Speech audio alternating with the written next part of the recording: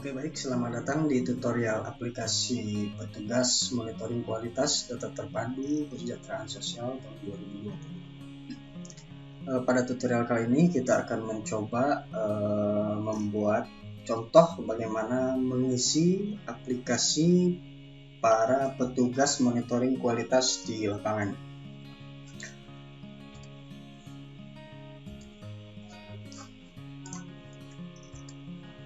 Yang pertama kali, tampilan awal dari aplikasi MKDTKS ini seperti yang tampak pada layar. Ini terdapat kolom untuk username petugas monitoring kualitas, lalu ada kolom untuk memasukkan sandi atau password, dan yang paling awal sekali pada video tutorial sebelumnya yaitu tombol register petugas MK atau untuk melakukan registrasi atau pendaftaran. Langsung saja, jika sudah mendapatkan username dan password yang terkirim melalui pesan WhatsApp atau didapat dari koordinator kabupaten, petugas MK dapat langsung melakukan login pada aplikasi yang sudah terinstall, tentunya setelah melalui tahap registrasi dan aktivasi oleh koordinator kabupaten. Lalu klik masuk dan tampak pada layar adalah tampilan awal dari aplikasi MKDTKS ini. Ada beberapa fitur pada halaman awalnya, diantaranya yang pertama adalah fitur setting atau pengaturan aplikasi.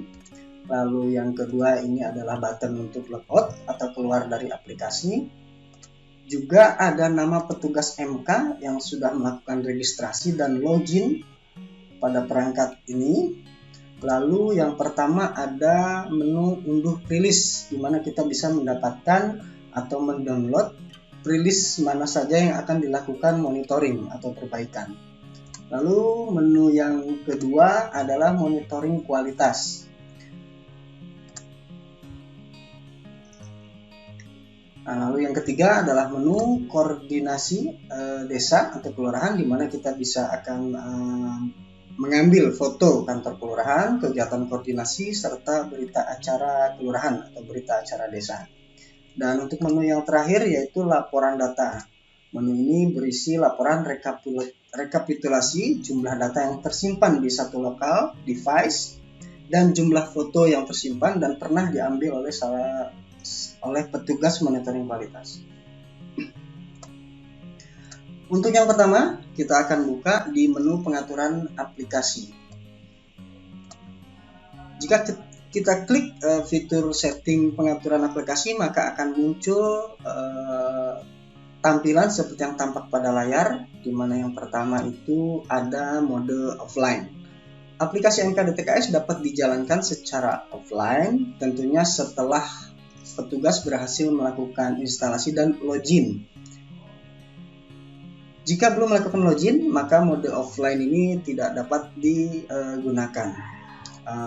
Aplikasi ini bisa digunakan pada daerah-daerah rawan sinyal atau dalam kondisi tertentu sehingga petugas menghendaki untuk mengerjakan aplikasi secara offline. Fitur ini bisa diaktifkan. Lalu yang kedua yaitu sinkronisasi manual.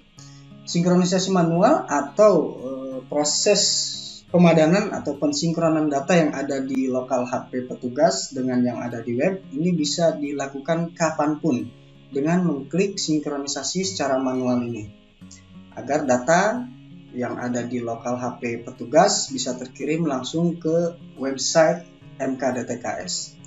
Sebetulnya dalam aplikasi MKDTKS juga sudah ada sinkronisasi yang dibuat secara otomatis dan itu dilakukan berkala dan juga dapat diatur intervalnya oleh masing-masing petugas. Bisa 15 menit sekali, 30 menit sekali, sampai dengan 2 jam sekali. Ini bisa kita atur intervalnya.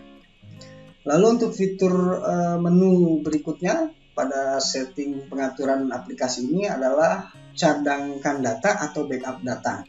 Ini bisa kita gunakan sewaktu-waktu jika ingin membackup data-data yang sudah kita ambil dari lapangan. Ini untuk menjaga jika terjadi satu dan lain hal pada perangkat petugas. Lalu ada kembalikan data atau restore istilahnya. Dan ini mengembalikan data survei hasil cadangan yang sudah kita backup pada menu di atas. Berikutnya info perangkat. Ini menampilkan detail dari informasi perangkat yang digunakan oleh petugas MK pada satu local device. Dan yang terakhir adalah perbarui aplikasi atau update aplikasi. Biasanya jika ada update atau pembaruan aplikasi akan diberikan notifikasi secara online dan otomatis, tetapi juga di sini bisa dilakukan secara manual kapanpun dengan mengklik tombol perbarui aplikasi ini. Berikutnya kita akan masuk ke menu yang kedua, yaitu menu koordinasi desa. Pada tampilan awal aplikasi MKDTKS, menu koordinasi terletak di kiri bawah dengan dengan simbol kamera berwarna hijau. Itu kita klik saja, nanti akan terbuka tampilan seperti yang pada layar. Jika petugas itu baru sekali melakukan pengambilan foto koordinasi atau kegiatan koordinasi, maka pada laman ini tidak akan nampak satupun nama area atau nama kelurahan. Nah, sedangkan nama yang tampil di sini adalah nama kelurahan yang pernah kita ambil fotonya ataupun kita sudah pernah memasukkan informasi tentang kegiatan koordinasi di satu kelurahan. Nah, karena masih kosong, untuk menambahkan foto di kegiatan di satu desa, Enum atau petugas monitoring dipersilahkan untuk mengklik tombol plus yang berada di pojok kanan atas. Setelah ditekan akan muncul lembaran sebagaimana tampil di layar. Ini silahkan dipilih mulai dari provinsi, kabupaten, kecamatan hingga kelurahan yang akan kita ambil foto kegiatan koordinasinya. Lalu klik simpan dan akan tampak pada layar pilihan kelurahan yang akan kita ambil kegiatan koordinasinya. Itu langsung saja petugas klik nama kelurahan yang akan kita ambil foto kegiatannya. Selanjutnya akan terbuka lembaran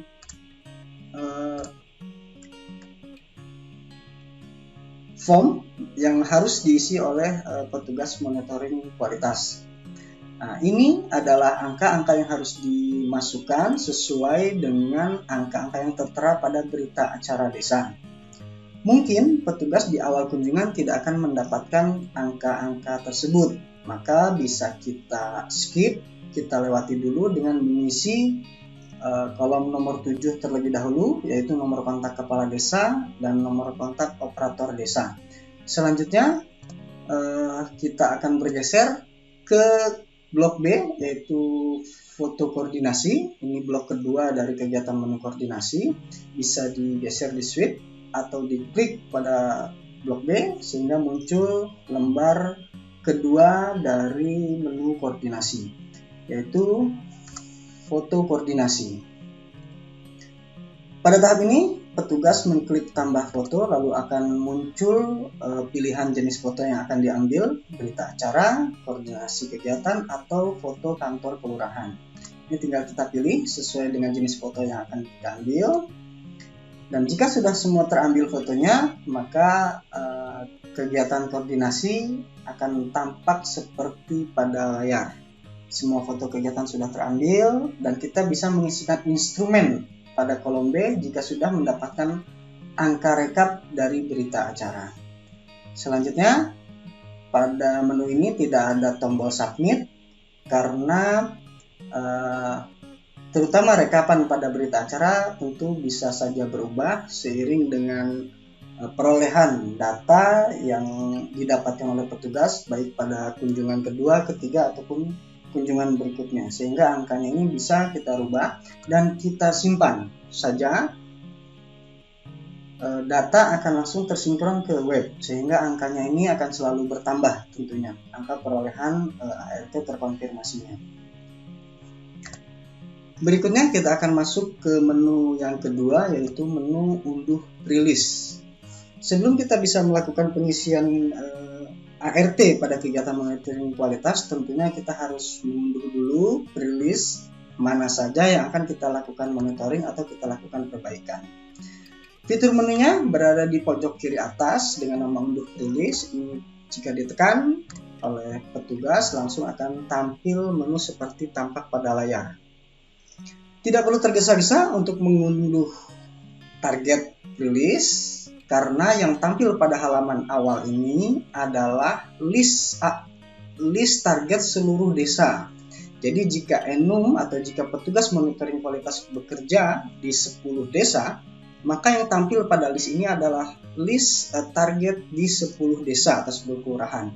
Maka yang wajib petugas lakukan pada tahap awal unduh ini adalah dengan menekan tombol pencarian yang berada di sebelah kanan. Lalu akan muncul lembar pilihan area di mana petugas akan memilih provinsi, kabupaten, kecamatan hingga nama desa. Atau juga bahkan dapat langsung memilih atau menuliskan nama rilis yang akan diunduh secara khusus.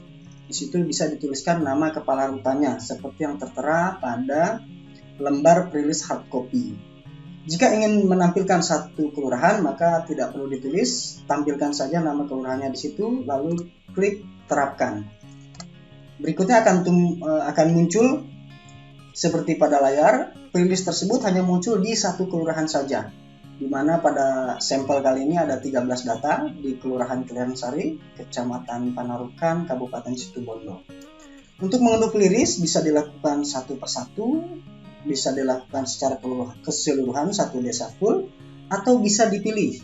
Kalau ingin memilih, silakan menekan agak lama pada nama rilis, lalu tekan kembali rilis kedua, ketiga, selanjutnya hingga terblok berwarna abu-abu, atau bisa dipilih semua dengan mengklik tanda pojok kanan atas. Nah, jika sudah, silakan klik tombol unduh yang berada di sebelah kanan atas di samping pilih semua. Oke. Maka dua download akan terunduh, sebelumnya akan muncul konfirmasi unduh rilis. Pada sampel ini kita coba lakukan pengunduhan terhadap dua data rilis. Maka kita bisa langsung kembali ke menu awal dan proses pengunduhan sudah selesai. Berikutnya, data yang kita unduh sudah tidak akan muncul lagi di data status P3 atau unduh rilis dan akan hilang. Berikutnya akan masuk ke menu monitoring kualitas. Terletak di sebelah kanan atas, monitoring kualitas dengan tombol pena berwarna biru. Jika kita tekan, maka akan muncul lembaran awal seperti nampak pada layar. Kita bisa lihat dua rilis yang kita unduh tadi sudah muncul di menu monitoring kualitas dengan nama Siti Musliha dan P Muji. Tadinya berstatus P3, kini menjadi berstatus M1 atau monitoring 1. Status M1 adalah rilis yang siap dilakukan monitoring atau dilakukan perbaikan data. Cara memilihnya, kita tinggal klik rilis mana yang akan kita lakukan monitoring atau perbaikan, dan tentunya persiapkan dulu berkas yang akan kita input. Ini status M1. Kita akan ambil contoh Ibu Siti Musliha ini. Rilis ini akan kita lakukan monitoring atau perbaikan. Klik saja pada namanya, maka akan muncul blok A atau blok pertama pada lembar monitoring kualitas. Di sini ada 4 blok, kita lakukan one by one ya, secara bertahap. Nah, pada blok A ini ada 4 informasi, tetapi kita tidak bisa mengupdate keempat informasi ini karena ini akan terisi secara manual jika kita melakukan perbaikan pada kolom atau pada blok B, C, dan D. Jadi untuk kolom A ini kita skip saja, informasi pelaksanaan monitoring ini kita skip. Lalu kita klik blok yang kedua atau kita bisa geser dan akan muncul blok kedua atau blok B yang kita sebut blok profil rumah tangga. Pada blok ini petugas diwajibkan mengisi nama SLS ya atau nama satuan lingkungan setempat, bisa kita tuliskan nama dusun, nomor RW mungkin, atau nama kampung seperti yang tertera pada sampel. Kampung Tanah Anyar mungkin ya, kita bisa tuliskan pada nama dusun atau nama SLS. Mungkin di beberapa daerah bisa ditulis lorong atau gang, mungkin itu lebih spesifik ke alamat. lalu masukkan RT, masukkan RW, maka blok ini selesai kita isi. Kita akan bergeser ke blok yang ketiga, yaitu blok C. Akan muncul layar aplikasi profil keluarga pada monitoring kualitas. Nah, di sini kita wajib memasukkan nomor KK dari pre-list yang kita akan perbaiki datanya dengan menekan tombol tambah kartu keluarga. Nah, setelah tekan, maka akan muncul pilihan 2 pertanyaan tambah KK. Yang pertama adalah pilih jenis KK-nya. KK yang akan kita ambil atau kartu keluarga yang kita ambil sebagai sumber data itu adalah kartu keluarga dengan format baru. Kita bisa identifikasi dari jumlah nomornya yang 16 digit ya, jika itu adalah KK baru. Nah, jika KK lama itu kurang dari 16 digit, bahkan mungkin terkombinasi dengan abjad atau dengan tanda garis miring, formatnya masih format lama lah. Sebetulnya KK baru adalah KK yang penomorannya itu sudah terintegrasi dengan data siap di setiap kabupaten. Kita pilih jenis KK-nya dulu, KK baru atau KK lama. Lalu kita masukkan nomor KK atau nomor kartu keluarga yang tertera pada dokumen sumber data kita. Lalu kita klik simpan. Maka KK yang sudah terisi tadi akan muncul seperti nampak pada layar. Di sini saya coba pilih dengan format atau jenis KK baru, dan ini adalah contoh nomor KK yang saya input. Berikutnya belum bisa kita simpan karena kita harus menambahkan foto dari kartu keluarga yang kita ambil datanya tadi. Dengan cara klik tambah foto, maka aplikasi akan secara otomatis terhubung ke kamera perangkat petugas. Kamera HP, tentunya kamera belakang ya, tidak kamera depan seperti pada pengambilan profil. Kita tinggal klik saja lalu terhubung ke kamera, fokus pada nomor-nomor NIK yang tertera pada kartu keluarga, juga pada bagian atas atau header kartu keluarga nomor KK diharapkan terlihat jelas. Tidak perlu tergesa-gesa pada proses pengambilan foto. Setelah itu kita bisa klik simpan, dan akan nampak pada layar satu kartu keluarga sudah berhasil kita ambil gambarnya. Pada tahap ini, petugas tidak bisa melakukan back atau mengklik kembali karena tanpa menyimpan ya. Karena jika kita klik kembali, maka isian yang sudah kita isi tadi dan foto yang sudah kita ambil akan hilang. Maka pada tahap ini jangan sampai lupa, petugas monitoring kualitas melakukan proses penyimpanan. Klik pada tombol save pojok kanan atas, maka data yang sudah kita input dan foto yang sudah kita ambil akan tersimpan. Berikutnya, kita akan bergeser ke blok terakhir, yaitu blok anggota rumah tangga. Seperti nampak pada layar, ini adalah blok terakhir dan menjadi tugas utama kita memperbaiki data administrasi setiap anggota rumah tangga yang ada di pre-list tersebut. Ini kita beri nama blok D atau profil anggota rumah tangga. Kita lakukan perbaikan satu persatu anggota rumah tangga ya. Dalam sampel ini kita coba ambil Ibu Siti Muslihah ini. Kita akan lakukan perbaikan pertama, tinggal ditekan saja, lalu akan muncul lembar seperti yang nampak pada layar. Hanya ada 8 pertanyaan yang harus diisi oleh petugas di satu anggota rumah tangga. Yang pertama adalah kolom nama ART. Jika terdapat kesalahan pada nama sebelumnya, lakukan perbaikan pada kolom ini. Di sini saya coba menambahkan 1 huruf T karena data awalnya salah, kurang 1 huruf. Lalu yang kedua, berikan status pada anggota rumah tangga tersebut. Jika kita sudah mendapatkan kartu keluarganya dan namanya tertera di situ, sudah jelas berarti status ART tersebut adalah terkonfirmasi karena datanya bisa kita perbaiki. Lalu nomor urut keluarga ini tidak kita tuliskan secara manual, tetapi kita pilih. Jadi berapa nomor KK yang sudah kita input pada blok ketiga itu akan muncul di sini. Kita tinggal pilih saja, arahkan ke nomor yang sudah kita input sebelumnya. Di sini pada sampel hanya ada 1 kartu keluarga di satu rumah tangga ini ya, maka hanya ada 1 pilihan. Tentukan di sini, lalu berikutnya masukkan nomor NIK ART atas nama Ibu Siti Muslihat seperti pada sampel sesuai dengan yang tertera pada dokumen fisik yang kita pegang. Berhati-hati sekali ya pada saat melakukan inputting NIK, karena salah satu kriteria pemadanan data adalah NIK, penulisan nama dan nomor kartu keluarga itu harus sesuai dengan dokumen fisik. Lalu hubungan ART tersebut dengan keluarga, di sini kebetulan kita pilih sebagai kepala keluarga.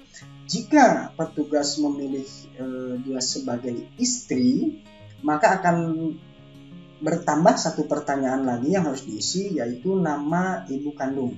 Itu hanya untuk ART dengan jenis kelamin perempuan dan berstatus sebagai istri. Maka akan muncul pertanyaan siapa nama ibu kandung. Selain itu tidak akan muncul, hanya ada 8 pertanyaan saja. Di sini saya pilih sebagai kepala keluarga, maka hanya ada 8 pertanyaan yang harus saya jawab. Berikutnya yang keenam adalah masukkan jenis kelamin, tempat lahir, dan terakhir kita masukkan tanggal lahir. Tinggal diklik saja, maka pilihan tahun, pilihan bulan, dan pilihan tanggal akan muncul secara otomatis. Selesai, satu anggota rumah tangga sudah kita perbaiki datanya. Dan pada tahap ini kita tidak bisa melakukan kembali atau back tanpa menyimpan. Karena kalau kita kembali tanpa menyimpan, semua isian yang sudah kita masukkan di kolom ini tidak akan tersimpan. Kolom ini akan kembali kosong. Maka pada tahap ini jangan lupa ini untuk melakukan penyimpanan atau klik simpan save pada pojok kanan atas. Setelah kita klik save, maka lembaran aplikasi akan kembali ke blok D pada monitoring kualitas. Satu ART sudah kita lakukan perbaikan, indikatornya adalah ketika ART tersebut sudah berubah dari centang 2 menjadi centang 1. Dari keempat ART yang nampak pada layar, ada satu yang sudah kita lakukan perbaikan. Oke, kita coba dengan ART yang kedua. Kita klik, lalu akan muncul lembaran seperti tadi. Kita masukkan nama ART, lalu kita pilih status keterangan keberadaannya. Jika ART yang pertama tadi kita pilih terkonfirmasi dan kita harus mengisi 8 pertanyaan, di sini yang kedua saya akan ambil sampel tidak terkonfirmasi. Sebelumnya ada 6 pilihan status keterangan keberadaan ART. Yang pertama yaitu terkonfirmasi seperti pada sampel pertama, lalu tidak terkonfirmasi. Ada juga ganda. Ganda artinya nama tersebut muncul 2 kali atau nama yang muncul berbeda tapi realnya adalah orang yang sama di satu rumah tangga, ya, di satu rumah tangga.